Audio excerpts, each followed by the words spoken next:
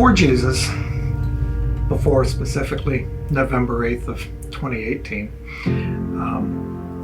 I was what I call a casual Christian. I was raising a family, I was taking the kids to church, participating in youth group, sitting in the pew on Sunday, putting a couple bucks in the collection plate as it goes by, making sure that we go to all of the major holidays, and if we miss a Sunday or 10, it really didn't matter.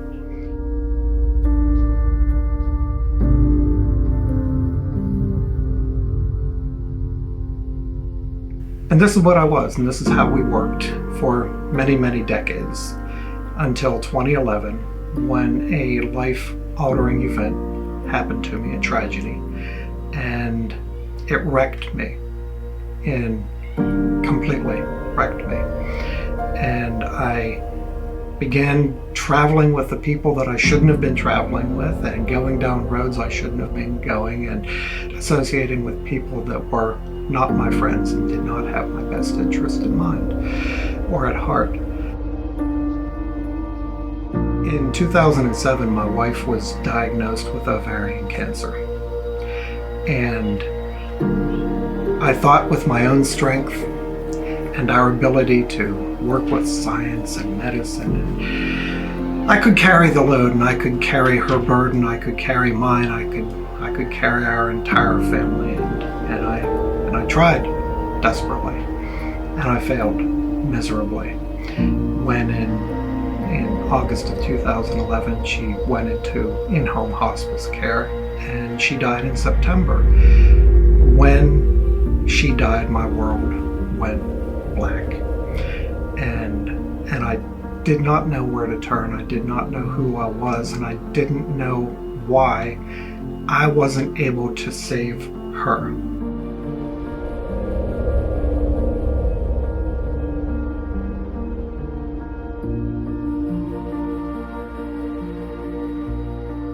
So fast forward several years, and we're into 2016, and I found myself at a breaking point from having carried all the burden and all the guilt.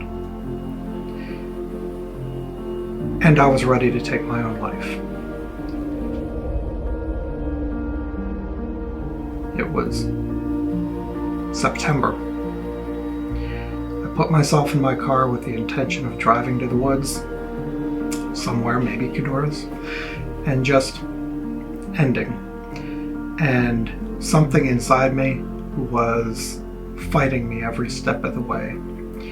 I pulled the car over just in front of the courthouse on Baltimore Street, and I got on my phone and I looked up churches open on Saturday in Gettysburg. And it brought up a whole list of Gettysburg churches, and only one was open on a Saturday. And that was Freedom Valley. And I said, perfect. And I drove straight out here to Freedom Valley. And I met with Jason for the first time. And we met in the Freedom Valley Cafe, FV Cafe. And he sat with me and he listened. He didn't judge. He didn't ridicule. He listened. He talked. He encouraged. He prayed with me, and he prayed for me. And I think that's the first time I ever had anyone pray for me. He sat me in a gazebo outside, and within 5 minutes I was in my car and I was racing home. What's important is I was racing home. I wasn't racing to those woods anymore. And I spent a very long and very sleepless night. And I got up the next morning, again full of regret, because I didn't stay. And I felt like I'd let Jason down. I should have stayed.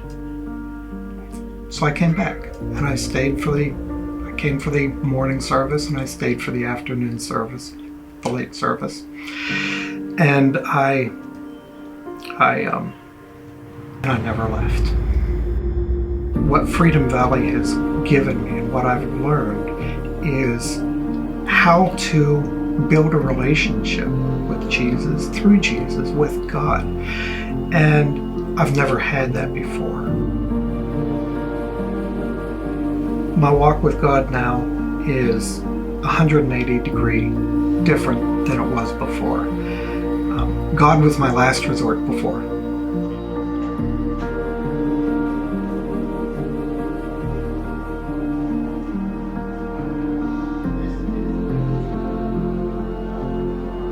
What I've gained from being at Freedom Valley and serving is that where my life seemed hopeless at one point, it's now hopeful. Where the future was dim, it's now bright.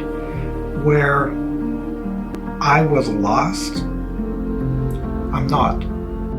If you are thinking about getting involved here at Freedom Valley in any way, whether it's a serve team or joining a home group or working in kids or any of the other myriad things that we offer, or any ideas that you may have of your own, my advice is just do it. Just step into it. You will build relationships with people that will carry you, that will support you, that will not be judging you. You will find fulfillment in every little bit. I serve regularly on the greeters, holding the doors, which just seems like such a minor thing. But I've been doing it for a few years, and I know so many people now. And to me, the hugs that I get as folks are coming in mean more to me than anyone will ever know.